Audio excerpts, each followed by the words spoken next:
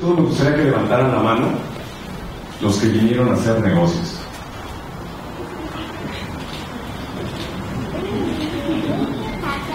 Ahora que levanten la mano los que vinieron a aprender.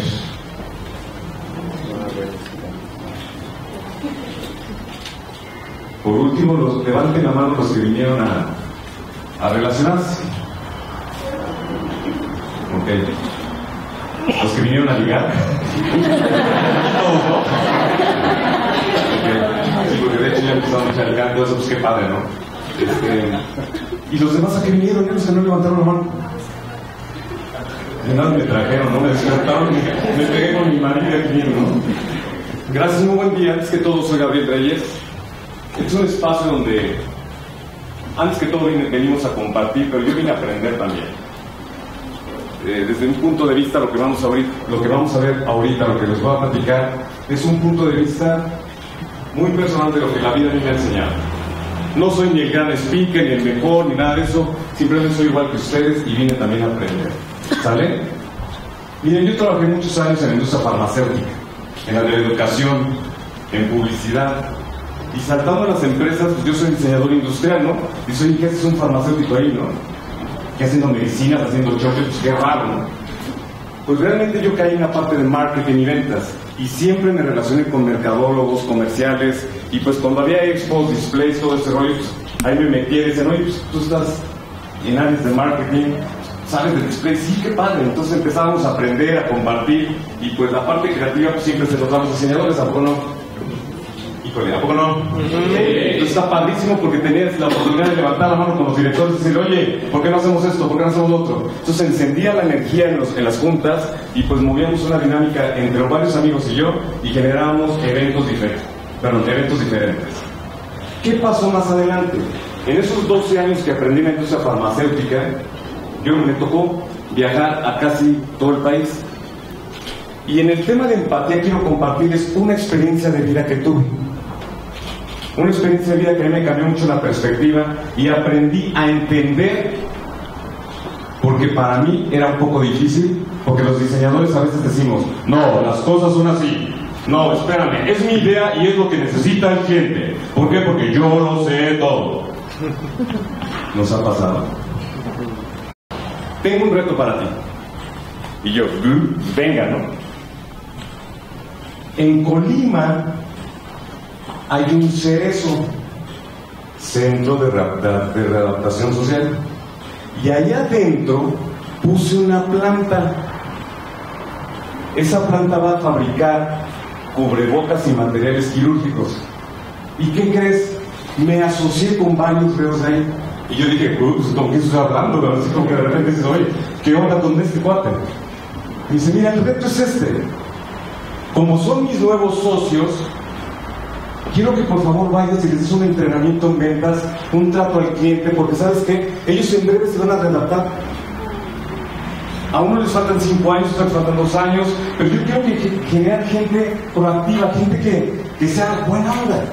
Y tú los conocieras, Gabriel, y me empieza a platicar. Uno es dinámico, otro es proactivo, uno es mil amores. Pero conócelos. ¿Y qué pasaría si te dijeran eso? ¿Qué se te vendría a la mente? Chin, me van a secuestrar, me van a matar, ¿qué va a pasar? Me van a dejar allá adentro. Mil miedos. Me rompen el esquema. Pero dije, le pedí permiso a mi director aquí en México y le digo, oye, este cliente nos necesita. Y me dice, pues inténtalo. Vamos a ayudarle. Y me encantó, porque mi director fue uno de los que más me enseñaron en ese momento a entender al cliente. Ayúdalo. Al fin que vamos con un sentido de reciprocidad, que nos compre más. Y dije, órale, va. Le armamos un plan, un proyecto de reciprocidad. Ok, yo voy a hacer eso, pero a cambio, hazme una buena compra. Y me dice, no te preocupes, vamos a entrarle. Si llegó la fecha del cerezo, voy entrando, me revisan hasta por donde no. Entro y me meto a un salón donde habían 25 personas, custodios alrededor, ¿te imaginas? Hagamos de cuenta que los que están aquí parados, nuestros amigos, creativos, diseñadores, empresarios, son los custodios. Y me habían dado el perfil de los asistentes. Gente de la familia michoacana. Una persona que mató a su papá. 2 chicas secuestradoras. Una violadora. Dije, a ver si me conviene. No me conviene. Entonces cuando me doy cuenta de eso, imagínate el miedo, y la neta, es un miedo que tú dices, oye, ¿qué hago aquí? Lo intenté y dije, va. Al tratarlos, al platicar, me di cuenta que eran gente igual que yo. Es más, mejor que yo. Gente que levantaba la mano, se preocupaba, preguntaba cómo vender. Alguien me dijo, oye, yo tengo planes ya de cuando salga de aquí, quiero hacer esto y ver a mi mamá, ver a mi papá y ser el sustento de mi familia. Dice, incluso desde ahorita, yo ya soy el sustento porque les estoy mandando lana con lo que yo trabajo. Y tú cuando oyes eso dices, wow.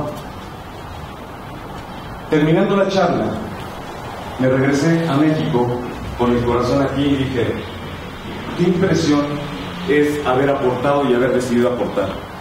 Y segundo, qué impresión es haber tomado la decisión de ser empático con un cliente que posteriormente nos hizo muy buenas compras y excelente promoción, incluso con gobierno. ¿La lección cuál es? La empatía es más allá de caerle bien a un cliente, de conquistarlo, de ponerle carita de hola, ¿cómo estás? ¿Bien y tú? No. Empatía es escuchar, detectar la necesidad y tomar acción. La empatía no sirve si no tomas acción y no te decides tomarla. Estimados, este evento es para tomar acciones, es para hacer negocios, es para hacer nuevas relaciones, es para conocer gente que, ¿sabes qué?, te haga crecer y tú los hagas crecer. Muy buenos días.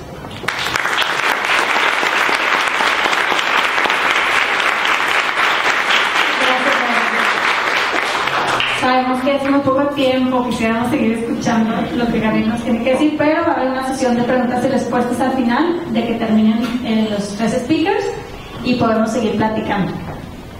Vamos a dar paso a Daniela Vascopé. Daniela Vascopé viene desde Venezuela, hace muy poco tiempo que vive aquí, 3 meses me parece, en México. Le vamos a dar la bienvenida de pasada y nos viene a platicar una historia muy, muy interesante, muy conmovedora, también acerca de la empatía. Ella es actriz de telenovelas, también cantautora, escritora de bestsellers, de libros que escribió también. No les quiero decir más, ella nos va a contar de su propia vida. Un aplauso, por favor.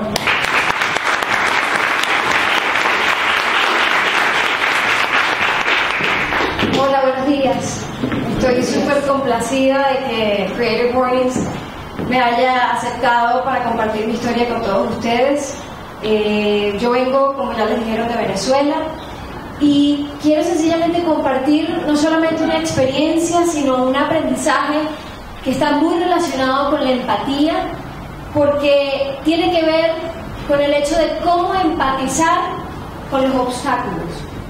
Yo empecé siendo actriz y cantautora, pero tuve una experiencia de vida que dividió mi vida como en 2 partes y hizo que me transformara y que me dedicara hacia el coaching motivacional, hacia dar conferencias y ayudar la mayor cantidad de gente posible. Mi historia empezó un 26 de diciembre, venía de pasar unos días en la playa, pero como con un malestar que me estaba debilitando, así como la kriptonita. Después de los típicos días decembrinos, de intercambio de regalos, y el típico que lo abra, de pronto me conseguí tirada en una camilla con esa típica toma que tienen los pacientes que ven hacia el techo con esas largas luces y filas de neón. Estaba siendo trasladada a terapia intensiva. poco a poco fui perdiendo cada una de esas cosas que todos aquí damos tan por sentadas. Caminar por mis propios medios, comer, bañarme, respirar.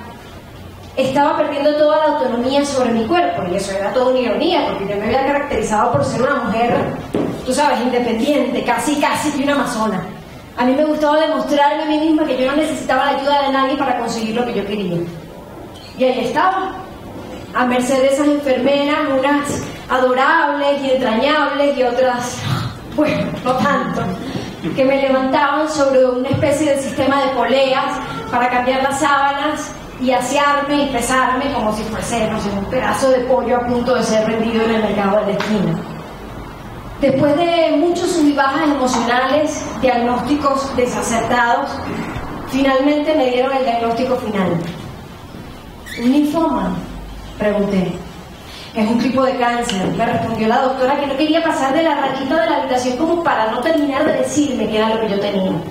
Y afuera de la habitación todos a la espera, mis amigos y familiares, y sobre todo mi mamá, que tenía rato sabiendo qué era lo que yo tenía, y había tenido que fingir entre risas posadas y mucho colirio en los ojos que todo estaba bien delante de mí. Y bueno, no por nada yo me había dedicado a la actuación. El drama había sido mi bandera desde que yo tenía uso de razón. Cuando yo estaba chiquita, si tenía que pedir, no sé, un dulce o un pastel fuera de las horas de merienda, me arrastraba en medio de la sala y le decía a mi mamá lo importante que era para mí ese pastel, aunque fuera a las 11 de la noche. Cuando tenía 12 años me habían tenido que poner un catéter, pero mi performance de "me están descuartizando en la plaza" fue tan apoteósico que tardaron 2 horas en instalármelo y usaron más de 5 enfermeros del personal. Así que la actuación había sido mi única salida. Y por eso, esa tarde en que me iban a dar la noticia de lo que tenía, mi familia y mis amigos estaban esperando la peor respuesta emocional de mi parte. Y eso sin duda alguna los iba a hundir mucho más. Y sin embargo, yo reaccioné con todo lo contrario. Porque el drama era tan real y tan palpable que por un momento empecé a entrar como en una especie de trance y escuché la voz de la doctora como una especie de eco y empecé a ver todos los objetos de la habitación como si fuese la primera vez que yo veía todo eso. Me parecía todo tan increíble, todo como tan bendito. Unos minutos después, mis padres entraron y yo les dije que aunque iba a ser difícil, íbamos a estar bien. 1 año en total. 1 año de infecciones, de traslados, de ambulancias, de trasplante de médula en los Estados Unidos. Toda una proeza, no solamente para mí, sino para todas las personas que me acompañaron. Y paradójicamente, mientras más sufría a nivel físico, más crecía espiritualmente. Si el cliché que vemos en el muro del Facebook es algo así como vive la hora, vive el presente, esa era mi realidad más inmediata. Era como que si tuviese que volver a procesar el hecho de que para volver a respirar tenía que ensanchar mi diafragma y dejar entrar el poquito aire que entraba en mis pulmones. Como que si tuviese que procesar el hecho de que para caminar había que rotar la cadera, darle espacio a la pierna derecha y volver a darle espacio a la pierna izquierda. Nunca antes había estado tan consciente de lo que los budistas llaman vivir el ahora. Si yo tuviese la oportunidad de montarme en una máquina del tiempo y por alguna razón un personaje extraño, místico, me diese el chance de no haber vivido lo que yo viví durante ese año, yo elegiría volverlo a vivir. Porque la enfermedad, lejos de ser ese monstruo del cual yo tenía que huir a toda costa, se convirtió en el maestro que me dio las lecciones más invaluables de mi vida. Y en ese sentido, durante todos estos años he desarrollado una cantidad de herramientas que no es que me las leí en internet o me las enseñó alguien, las he vivido en carne propia. El hecho de estar aquí en Creative Mornings esta mañana es un ejercicio de síntesis maravilloso. Yo me pregunté en mi casa, bueno, ¿cómo puedo sintetizar todo eso que he aprendido en una sola cosa? He aprendido sobre la toma de responsabilidad, cómo lo que pasa en mi vida personal, profesional, emocional, tiene que ver con cosas que yo misma genero. He aprendido sobre cómo es importantísimo limpiar el verbo. El verbo es totalmente creador y esto, lejos de ser una cosa del New Age o la nueva filosofía, es una cosa que he puesto en práctica y que funciona. lo importante de transformar las emociones, que en definitiva son las responsables de nuestros pensamientos, que son los responsables de todo lo que pasa a nuestro alrededor. Pero para sintetizar todo en una sola herramienta, sería esto que yo llamo: por cada problema, una lata de espinacas. ¿Alguien aquí ha visto Popeye? Levanten la mano los que han visto Popeye. ¿Alguien no sabe quién es Popeye? Para los tímidos que no levantaron la mano por pena, Popeye era un marinero que se tragaba una lata de espinacas que le sabía súper guácatela, pero que con eso se iba a hacer mucho más fuerte para enfrentar los problemas. Y yo me he dado cuenta que esto de empatizar con el problema tiene que ver con eso. El problema viene con la máscara del monstruo. ¿Quién quiere estar metido en un problema? ¿Quién quiere tener una enfermedad? ¿Quién quiere tener un problema en el trabajo o que le vaya mal en las relaciones de pareja? Nadie. Pero inevitablemente todos aquí ya hemos pasado y pasaremos y transitaremos obstáculos y problemas. Y tenemos dos opciones. La primera, que es la más común y la más normal, hacer resistencia. Es como aferrarse a una rama y decir: no quiero que esto me pase, porque a mí, es válido. Yo decidí y me decidí por la segunda opción, que es empatizar con el problema. Es entender que dentro del problema hay un gran maestro, hay jugo allí, y de pronto subvertido en el problema no tenemos todas las respuestas, pero se trata de sentarse con él y decir: listo, ¿qué tienes que enseñarme? ¿Qué puedo aprender de ti? ¿Qué me vienes a mostrar? Y es como que si el sándwich da 180 grados. Ves las cosas de una manera diferente. De hecho, la disposición que tienes para futuros obstáculos es, en vez de hacer resistencia, es: bueno, vale, venga. La vida se convierte en un solo aprendizaje. Y estoy encantada de estar aquí porque inclusive el hecho de emigrar de mi país, de tener que irme de mi país y tener que experimentar nuevas experiencias, enfrentar nuevos cambios, como recién lo decíamos con el ejercicio del Lego, es también un aprendizaje. Estamos en constante cambio y siempre tenemos dos opciones: resistirnos o aprender de ellos. Así que si me gustaría que se les quedara algo de todo esto que dije, es esto de: por cada problema, una lata de espinacas. Gracias.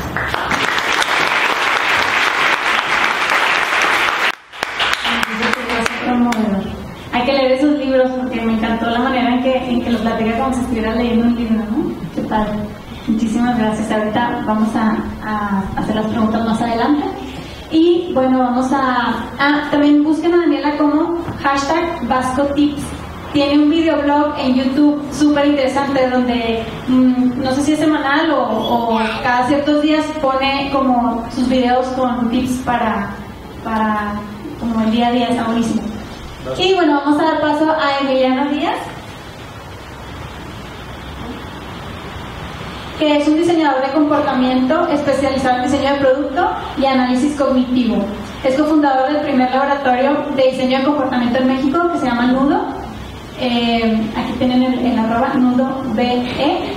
Y bueno, también va a estar muy interesante. Adelante, envíen un aplauso, por favor.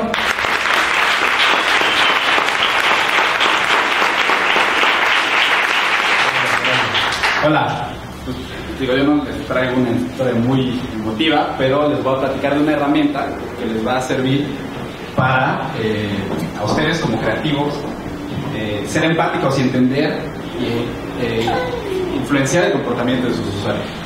Entonces, hace 40 años se creó lo que se conoce como economía del comportamiento, que es la ciencia que se dedica a estudiar las decisiones de las personas.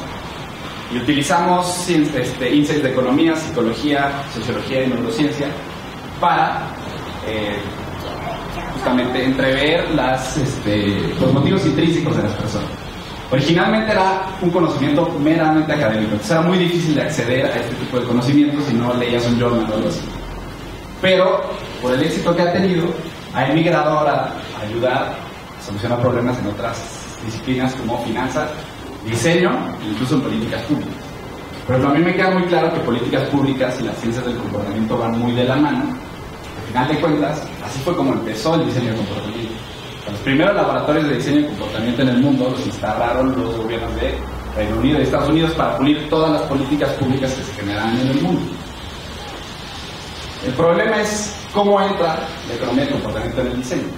Al final de cuentas, todos los que estamos diseñando algo, estamos en última instancia tratando de mejorar o cambiar el comportamiento de las personas. ¿Cuál es el objetivo de innovar? Generar un comportamiento nuevo o cambiar uno ya existente por uno mejor. Y utilizando la economía del comportamiento, las ciencias del comportamiento, se puede no solamente cambiar comportamientos existentes o generar mejores hábitos, podemos generar mejores comportamientos sociales nuevos, como por ejemplo hacer que la gente done órganos. Y si podemos hacer que la gente done órganos, por ejemplo, ¿qué nos hace pensar que no podemos influenciar otro tipo de cosas como la asignación de valor o la percepción? Por ejemplo, para darles unos ejemplos, en Estados Unidos cambiaron los hábitos alimenticios en las escuelas y redujeron el desperdicio en 50% simplemente cambiando el orden en el que presentaban la comida y quitando las charolas para que la gente no tuviera que llenar 6 espacios de comida. Ahorita, por ejemplo, en California, una de las herramientas más poderosas que están utilizando contra la sequía es enviar mensajes personalizados que no solo traen un consumo, sino que comparan con tus vecinos y con un vecino socialmente responsable. Y todo esto no tiene que ir específicamente a política pública. Por ejemplo, Lufthansa ya no pone nada en las bolsas de los aviones, en los asientos de los aviones, con la intención de reducir la cantidad de cosas que dejamos, incluyendo la basura, reducir las cosas olvidadas y la basura. O incluso simplemente cambiando el lenguaje podemos generar cambios de comportamiento. Hay cadenas que te cobran por utilizar tarjetas de crédito y otras más inteligentes que ofrecen descuentos por pagar en efectivo. Entonces, ustedes en su posición de creativos en diferentes partes del proceso, creo que es muy importante que descubran y adopten este tipo de ciencia, que les va a permitir mejorar sus productos. Por ejemplo, y al final de cuentas realmente cambiar el comportamiento de las personas no es algo tan complicado. No sé si vieron, muchos de ustedes recibieron una hojita que les preguntaba sobre Gandhi cuando entraron al evento. La pregunta era la misma para todos. ¿Qué edad tenía Gandhi al momento de su muerte? Pero, no sé si algunos se dieron cuenta, dividimos el ejercicio en dos. Algunos de ustedes les dimos un ancla baja, preguntándoles si Gandhi tenía más o menos de 65 años al momento de su muerte, y a la otra mitad le preguntamos si tenía más o menos de 105. No les debería sorprender que a los que les dimos el ancla baja nos dieron en promedio la edad de Gandhi en 67 años al momento de su muerte, y a los que le dimos el ancla alta nos dieron 88. Esto quiere decir que les influenciamos sus respuestas en 21 años simplemente poniendo 2 números al azar. Entonces ahora trasladen esto a la valoración a la valoración de experiencias, a la valoración del producto, y piensen lo que se podría hacer con un empujón un poquito más elaborado. Perdón, y voy a aclarar esto porque me salté esto. Un empujón de comportamiento es lo que se puede lograr con las ciencias del comportamiento. Y un empujón es cambiar el entorno de decisión de las personas, que puede ser físico o mental, para empujarlos justamente a obtener mejores decisiones. Entonces les digo, yo creo que ustedes, en la parte creativa de diferentes procesos, si logran entender esto y ser empáticos con sus consumidores y con el comportamiento de ellos, pueden obtener muchísimas cosas. Y ya digo nada más para terminar así, les quiero dejar 4 cosas que son muy útiles y que utilizamos a manera de checklist todos los diseñadores de comportamiento. Que es primero, cuando estén pensando en instaurar o generar un comportamiento nuevo, háganlo sencillo, a un sitio que contenga ese formato. Incrementamos la razón de pago simplemente en 10%, pero más bien el 10% simplemente es un cambio mínimo. Segundo, háganlo atractivo, personalicen. Por ejemplo, si le mandan un mensaje al señor Juan López, es mucho más probable que doblegue sus aportaciones a caridad. Número 3, háganlo social, y no me refiero a que aborden las redes sociales. Encuentren qué es lo que hace la mayoría. Utilicen las normas sociales y inviten a sus usuarios a ser parte de esa mayoría. A muchos les va a sonar un poco raro, pero nuestra mente funciona de 2 formas cuando vemos que mucha gente hace algo. Pensamos primero que todos no pueden estar equivocados, y 2, probablemente tengan información que no tenemos. Puede sonar un poco bobo, pero así funciona nuestra mente. Entonces, entender esto les va a ayudar a tener mucho más alcance. Y número 3, háganlo en contexto, entiendan por qué las personas hacen lo que hacen y sean, o sea, si logran esto y logran ser empáticos en esta parte que sería la parte de implementación, van a ver que no solamente van a tener mucho más alcance, van a tener mucho más alcance en su intervención. Entonces, ya para terminar, hace 15 años este tipo de conocimiento era puramente académico. Hoy lo pueden encontrar en libros de divulgación, como los de Dan Ariely, o lo pueden encontrar en libros un poquito más especializados, como los de Kahneman. Entonces yo los invito a que lean, descubran e integren estas ciencias de comportamiento a sus procesos, porque van a ver que no solamente mejoran sus productos, sino van a cambiar de paso la vida de las personas. Muchas gracias.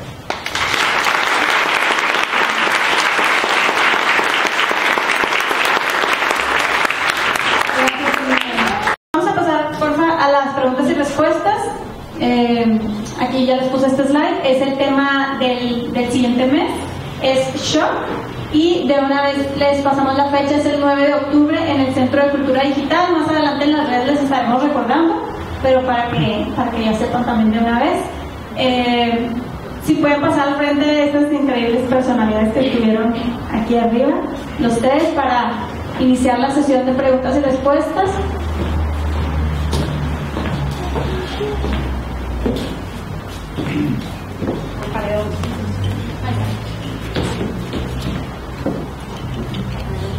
¿Quién tiene una pregunta? Aquí Beto les va a pasar el micrófono.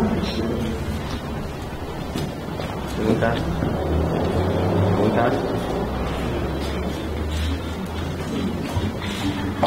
¿A qué edad murió Gandhi? A los 78 años.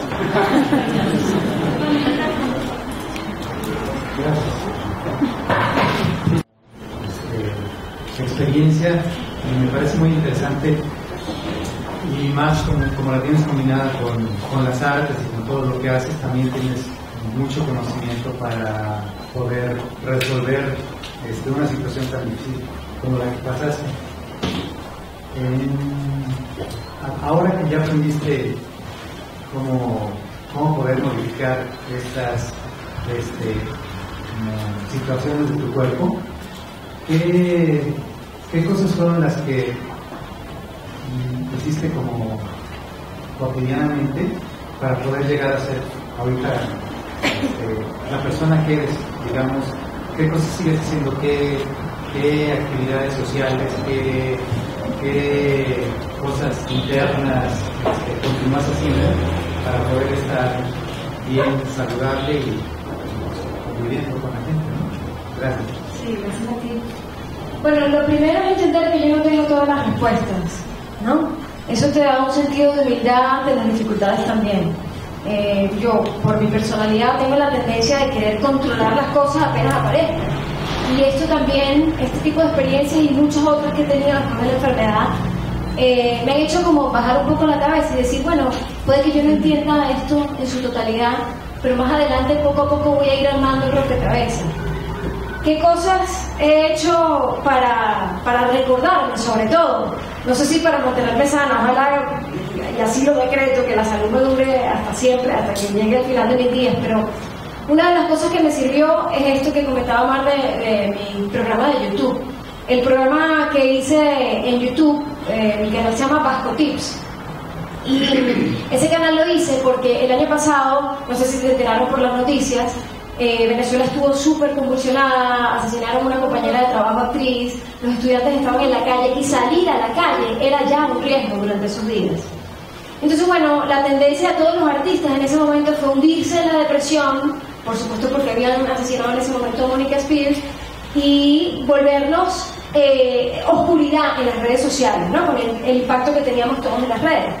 Hasta que llegó un día en el que yo me dije, bueno, yo tengo dos opciones aquí: ser parte de esta vorágine comunicacional y tener el riesgo de enfermarme, o hacer algo que me ayude a mí misma a sacarme de este lío emocional y colectivo y que pueda ayudar a los demás. Y así fue que con el iPad en mi casa, con la cámara invertida y editando en iMovie, decidí hacer estos Vasco Tips, que son programas que tengo todos los miércoles, no solamente para ayudar a los demás, sino recordarme a mí misma todo eso que se supone que había aprendido. Y eso es un ejercicio semanal para mí de recordarme, de sintonizarme semanalmente con el tema que voy a hablar la semana que viene. Entonces, es un ejercicio tanto para lo externo, para lo colectivo, como para mí. Eso es lo que estoy haciendo ahora.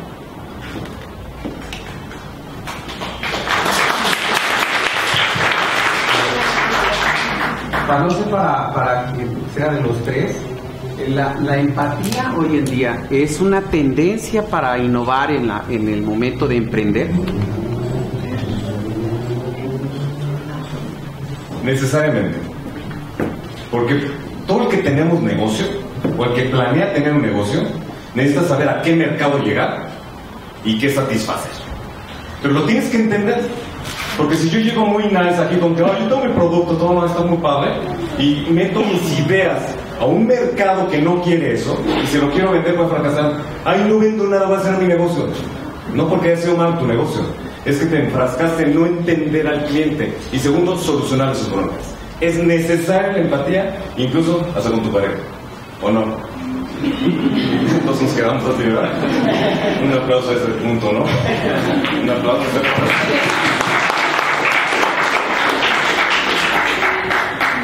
Sí, pues bueno, o sea, la verdad, como dice Gabriel, necesitas ser empático, especialmente si vas a tratar con el comportamiento de las personas. No puedes ponerte a hacer cosas sin saber lo que la gente, cómo se comporta o cómo se podría comportar. Muchas veces, y esto se ha pasado muy seguido, salen ideas muy buenas, pero simplemente se enfrentan con una barrera mental, una barrera cognitiva que no pueden derribar y al no entenderla fracasan. Entonces, sí es muy importante, aparte de entender el mercado y demás, entender cómo va a adoptar esa nueva idea, especialmente con ideas muy innovadoras. O sea, cómo vas a poder derribar ese tipo de barreras cognitivas para que tengas mucho más tracción.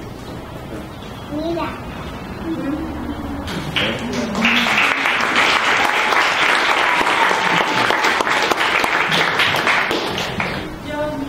Con algunos colegas que estamos aquí terminando al sector salud y me gustaría preguntarte si has aplicado esta experiencia de manejo o modificación del comportamiento. Es por ejemplo un reto que enfrentamos mucho.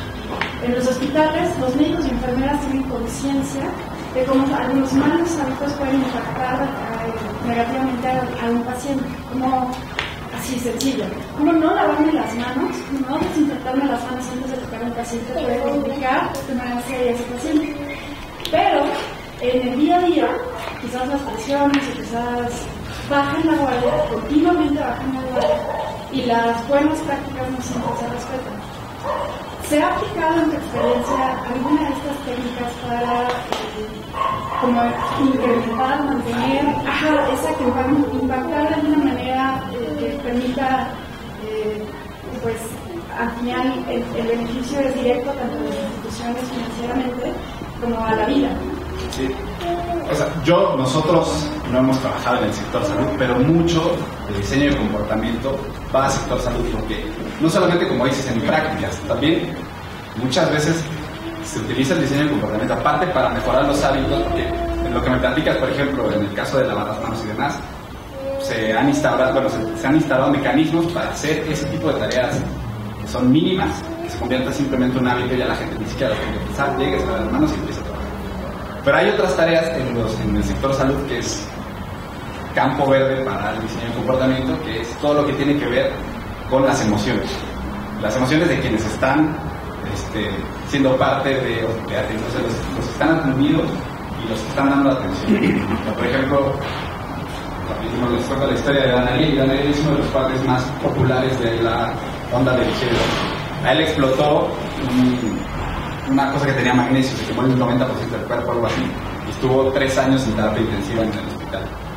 Bueno, él, de ahí, de su experiencia, fue de donde agarró la pasión por el diseño de comportamiento, porque él decía, ¿cómo puedo yo minimizar mi dolor? Él se quemaba y le tenían que cambiar las vendas cada 2 días, y le tenían que arrancar la piel que iba creciendo.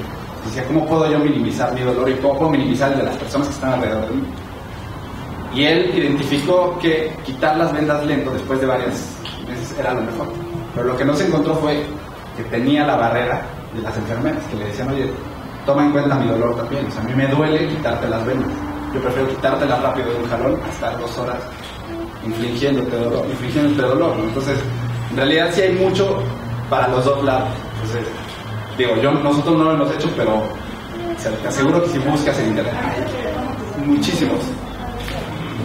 Yo tengo algo que complementar con respecto a las emociones. Hace 2 semanas dicté una conferencia en un hospital público, Rosita, en Naucalpan, bueno, una zona por aquí. Y se lo dicté al personal médico y de enfermería en ese hospital público. Y me di cuenta que uno de los pilares fundamentales a través de los cuales los médicos y las enfermeras podían modificar sus hábitos con el paciente era justamente lo que él decía, a través de las emociones. Hicimos como una especie de práctica en donde se cambiaban roles. Y la única manera a través de la cual una enfermera, que es la que digamos tiene el contacto más directo con el paciente, era jugar las veces de el paciente. De hecho, hay una cantidad de estadísticas que dicen que los doctores al momento de dar el diagnóstico a los pacientes tienen un impacto bárbaro en el desarrollo de la misma enfermedad. O sea, depende de la actitud corporal y el verbo que se use a la hora de decir, mire, usted tiene tal o cual cosa, cómo la enfermedad inclusive puede llegar a ser metástasis a raíz de cómo se comunica el mensaje. Entonces esto sin duda es súper importante y creo que este cambio de roles puede ser una buena ayuda para ellos, ¿no? Porque en definitiva creo que el personal médico y la enfermería genera con los años una especie de coraza, porque no es que no le importe, sino que necesita generar una cierta resistencia para no involucrarse todo el tiempo, ¿no? Entonces, bueno, es eso.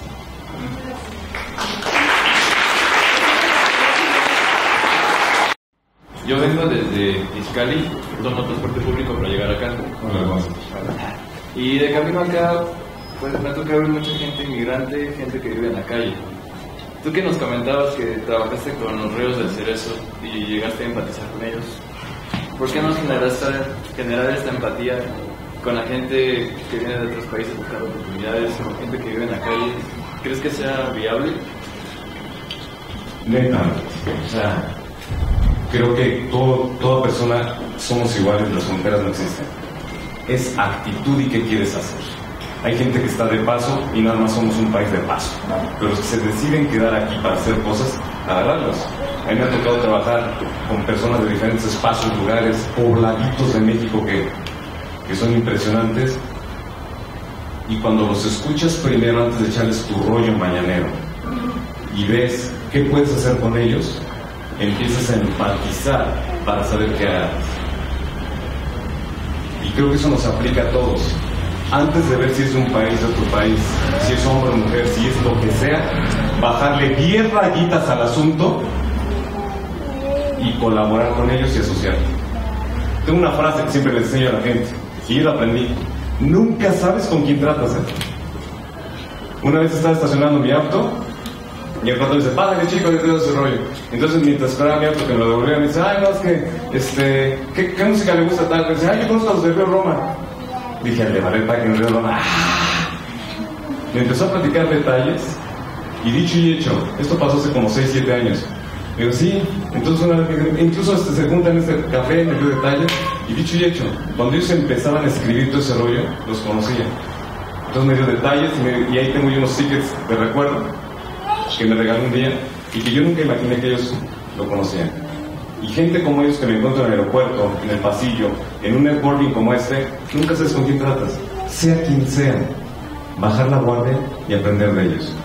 Incluso los chavos que te piden lana, como ellos que me platican que se bajan en un tren, pueden decirte algo y de ellos hay que aprender, ¿no? Y un ejemplo, ella que nos está enseñando tantas cosas, yo creo que vale la pena incluso darnos un aplauso a todos, ¿no?